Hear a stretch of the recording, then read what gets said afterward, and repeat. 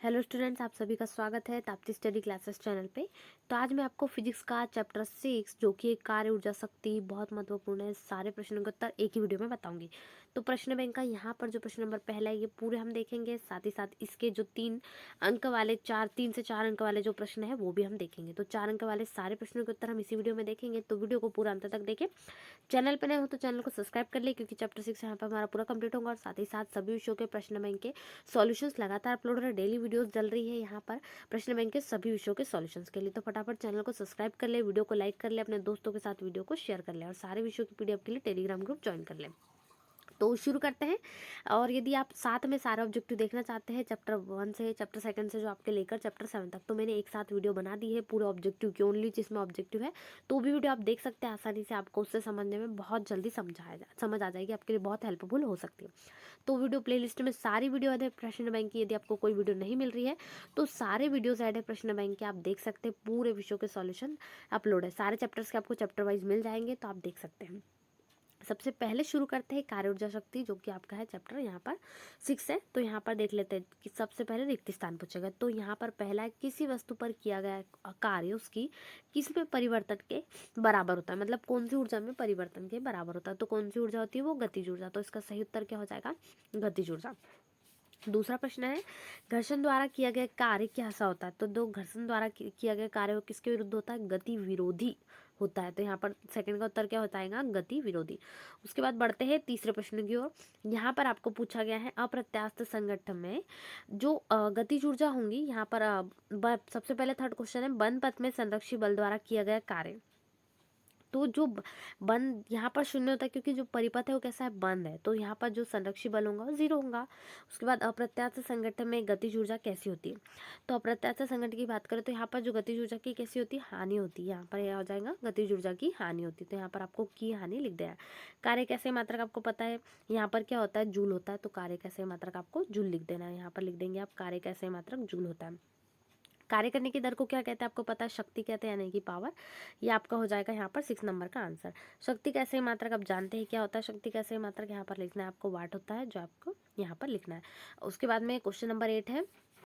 Question number 8 में पूछा है, यदि कोई मशीन 10 सेकंड में 100 जूल कार्य करे तो उसकी शक्ति कितनी होगी। शक्ति यानी कि वाट में आंसर आएगा, तो कितनी हो जाएगी, उसकी शक्ति हो जाएगी 10 वाट। यहाँ पर आपका सही उत्तर हो जाएगा, क्योंकि यहाँ पर आप शक्ति का फॉर्मूला लगा सकते हैं कि आपको दिया गया है, समय भी दिया गया है और कार्य भी दिया गया है। तो क्या होता है, W/T इसका फॉर्मूला होता है, मतलब 100 अपॉन यहाँ पर आप 10 कर देंगे तो आपका आंसर 10 आ जाएगा। चलिए अगला देख लेते हैं, असंरक्षी बल द्वारा किया गया कार्य किस पर निर्भर करता है। तो असंरक्षी बल द्वारा किया गया कार्य जो होता है वो कण के मार्ग पर निर्भर करता है। तो यहाँ पर आपको क्या लिखना है, कण के मार्ग पर पूरा उत्तर लिखना पड़ेगा, क्योंकि जो कण है उसके जो पथ होगा, यानी कि वो जिस मार्ग पे होगा उस पर निर्भर करेगा। दृढ़ स्प्रिंग का स्प्रिंग नियतांक मृदु स्प्रिंग के स्प्रिंग नियतांक से कैसा होता है, अधिक होता है। तो इसका सही उत्तर क्या हो जाएगा, अधिक। चलिए प्रश्न नंबर 2 है, सही विकल्प है यहाँ पर देख लेते हैं किस प्रकार से प्रश्नों को आएगा। इसको आपको सॉल्यूशन करना पड़ेगा। एफ का मान दिया गया और विस्थापन यानी डी का मान दिया गया, तो कार्य पूछा है, तो बहुत सरलता से आप इसका कार्य निकाल सकते हैं, जो कि निकलेगा 16 यूनिट। इसको ट्राई कर सकते हैं हम। निम्न में से ऊर्जा का मात्रक नहीं है, आपको याद रखना है इनमें से ऊर्जा का मात्रक कौन सा नहीं है। तो यहाँ पे देखे होंगे आपने, जूल भी है, अर्ग भी है, इलेक्ट्रॉन वोल्ट भी है, लेकिन वाट किसका मात्रक है, शक्ति का। तो शक्ति यानी कि यहाँ पर इसका मात्रक यहाँ पर नहीं है, तो ये हो जाएगा। उसके बाद में यहाँ पर बढ़ते हैं तीसरे प्रश्न की ओर। किसी निकाय की स्थितिज ऊर्जा बढ़ेगी यदि क्या हो तो इनमें से आपको ऑप्शंस में टिक करना है कौन से ऑप्शन आपके करेक्ट है। तो इसमें सही ऑप्शन क्या आ जाएगा, निकाय द्वारा संरक्षी बल के विरुद्ध जब कार्य करेंगे तो निकाय की स्थितिज ऊर्जा बढ़ेगी, क्योंकि दोनों कैसे रहते हैं, अपोजिट पोजिशन में। चलिए चौथा प्रश्न देख लेते हैं, अप्रत्यास्थ संगठन में संरक्षित रहता है क्या।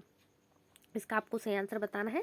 तो इसका सही आंसर क्या हो जाएगा, संवेग जो है यहाँ पर संरक्षित रहता है। संवेग संरक्षण का नियम जो इसी पर आधारित होता है। उसके बाद में है, जब कोई संरक्षी बल किसी वस्तु पर धनात्मक कार्य करता है तो उसकी स्थिति ऊर्जा कैसी होती है। तो उसकी स्थिति ऊर्जा कैसी होती, घटती है, यानी कि सही उत्तर ए नंबर का। 6 नंबर का क्वेश्चन, यहाँ पर आपको ए से बी तक पहुंचने का जो मार्ग है वो दिया गया है। तो आप देख रहे होंगे यहाँ पर आपको लगभग सिमिलर सब में पोजीशन दिख रही है, तो लगभग क्या है, सेम पोजीशन है। तो यहाँ पर किया गया कार्य बताना है। तो किस स्थिति में कार्य अधिक होगा, तो जैसा मैंने बताया लगभग सभी दूर सेम है, तो सभी स्थिति में समान कार्य संपन्न होगा। तो ये आपको लिखना है। उसके बाद 4 अंक वाले प्रश्नों को शुरू करते हैं। तो सबसे पहला प्रश्न है, किसी स्प्रिंग को खींचने या दबाने पर संचित स्थितिज ऊर्जा के लिए सूत्र स्थापित करना है। सभी प्रश्नों के उत्तर हम देखेंगे, तो फटाफट वीडियो को लाइक कर दीजिए, अपने दोस्तों के साथ शेयर कर दीजिए। तो सबसे पहले प्रश्न का उत्तर देख लेते हैं। तो यहाँ पर जो पहले प्रश्न का आपका उत्तर हो जाएगा, स्प्रिंग की गति यानी कि स्थितिज ऊर्जा के लिए व्यंजक निर्मित करना है। वो भी कैसा? जब किसी स्प्रिंग को दबाए या खींचे में किया गया कार्य उसमें स्थितिज ऊर्जा के रूप में संचित हो जाता है। तो स्प्रिंग पर बल लगाने से क्या होगा, उसकी लंबाई में, जैसे कि आपने छोटी सी एक स्प्रिंग ले ली है, उसकी लंबाई में यदि आपने बल लगाया तो वृद्धि हो जाएगी, और इस वृद्धि के क्या होता है, ये अनुक्रमानुपाती होता है। इसे हुक का नियम भी कहा जाता है। तो यहाँ पर हम मान ले स्प्रिंग नियतांक, तो हमने एफ प्रोपोर्शनल यानी अनुक्रमानुपाती माना एक्स के। एक्स हमने यहाँ पर सपोज करा, तो एफ क्या हो जाएगा, हम यदि नियतांक को हटाते हैं इस नियतांक को यानी प्रोपोर्शनल को, तो यहाँ पर एक नियतांक आता है। तो जो हम चिन्हों को हटाएंगे, नियतांक हमने के माना तो के एक्स हो जाएगा। कि यहाँ पर हमने क्या माना है, जो स्प्रिंग है हमारी, हमने सपोज करा जो स्प्रिंग है उसके क्या है, ये अनुसार हमने स्प्रिंग के सपोज के अनुसार क्या करा है, स्प्रिंग नियतांक लिया है। तो स्प्रिंग की जो स्थितिज ऊर्जा होंगी खींचने में किया गया कार्य के बराबर होंगी। तो यहाँ पे आप कार्य जानते हैं, सूत्र होता है औसत बल गुणित विस्थापन, यानी कार्य को W से प्रदर्शित करते हैं तो W बराबर से औसत बल, क्योंकि यहाँ पर हमें इस प्रकार से सिर्फ इतना बल लग रहा है तो F/2 हो जाएगा। विस्थापन x आपको पता है, x हमने विस्थापन के रूप में लिया है। तो यहाँ से 1/2 Fx आपने निकाल लिया कार्य का मान। चलिए अब आगे देख लेते हैं। यहाँ पर जो F आप जानते हैं F का मान क्या है, यहाँ पर kx है, तो kx इस यहाँ पर रख दिया, तो kx स्क्वायर हो गया नेक्स्ट इक्वेशन में, क्योंकि हमने समीकरण 1 से फ्रॉम इक्वेशन फर्स्ट से यहाँ से लिया। तो जो कार्य यहाँ पर निकाला गया है यही क्या है, स्प्रिंग के रूप में संचित हो रहा है, यानी कि जो दबाने या खींचने पर जो हमें मिल रहा है वो यहाँ पर हो जाएगा। तो यहाँ से आप प्रत्यास्थ ऊर्जा भी इसे कहा जाता है, तो ये भी आपको लिख देना है।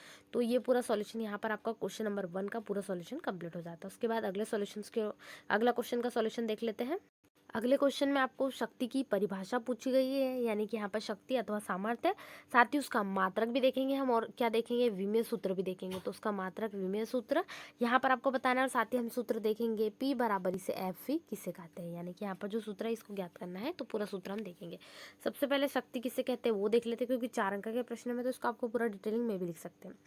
किसी वस्तु के कार्य करने की दर को क्या कहा जाता है, शक्ति या सामर्थ्य या पावर कहा जाता है।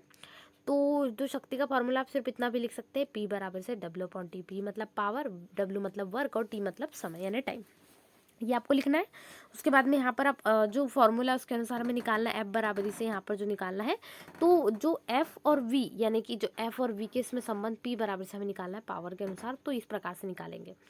तो ये किन किन चीज़ों पर ध्यान रखना है आपको, यहाँ पर समय पर निर्भर नहीं करती, लेकिन जो शक्ति है वस्तु की शक्ति वो निर्भर करती, कार्य तो नहीं करता समय पर, हम कोई भी समय कोई भी कार्य कर सकते हैं, लेकिन अलग अलग शक्ति की बात करें तो ये किस पर, समय पर भी निर्भर करती है।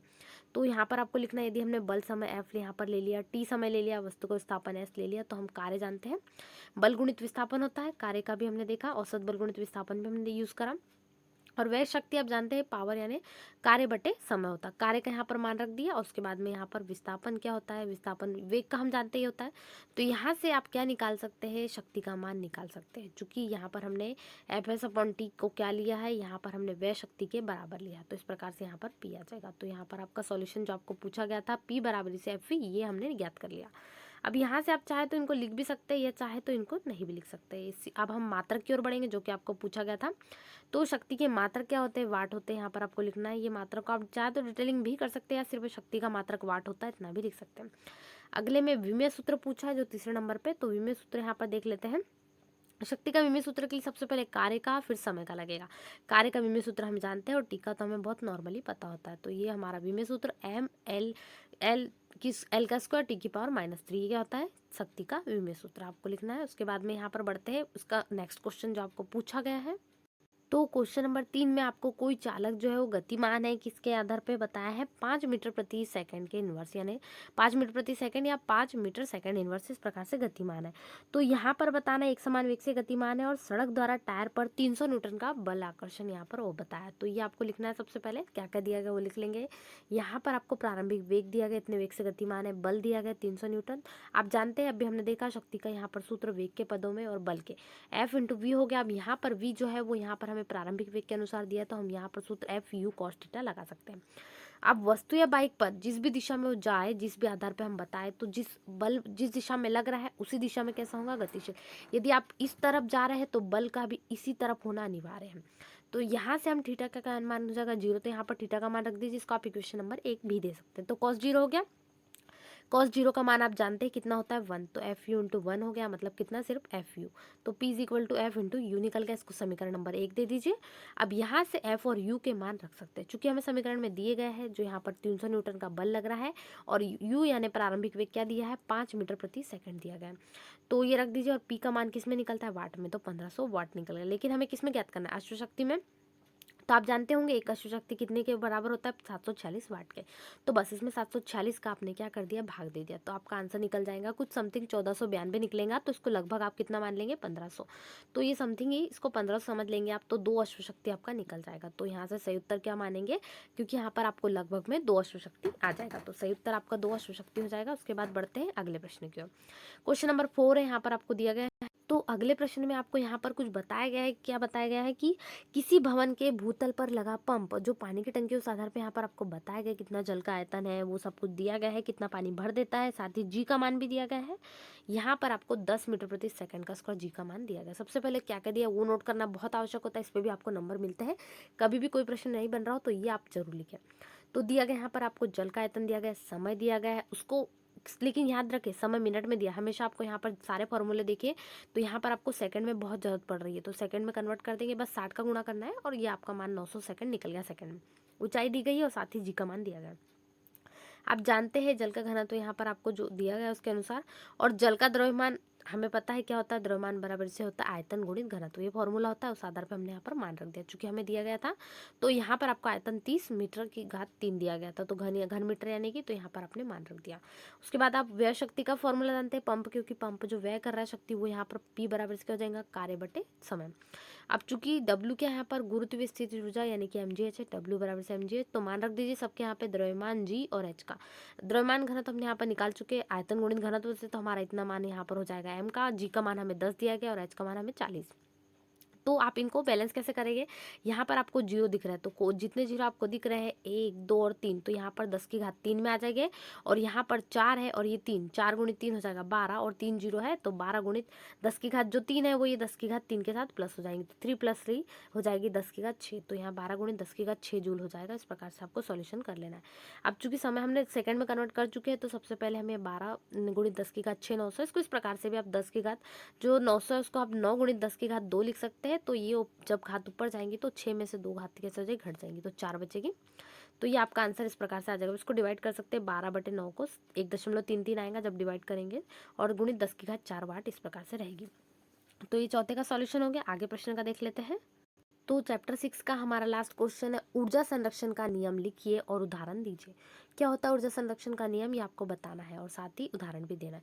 और साथ में क्या बताया है, सिद्ध करना है कि जो मुक्त रूप से गिरती किसी वस्तु है उसके लिए कुल यांत्रिक ऊर्जा कैसी रहती है, अचर रहती है।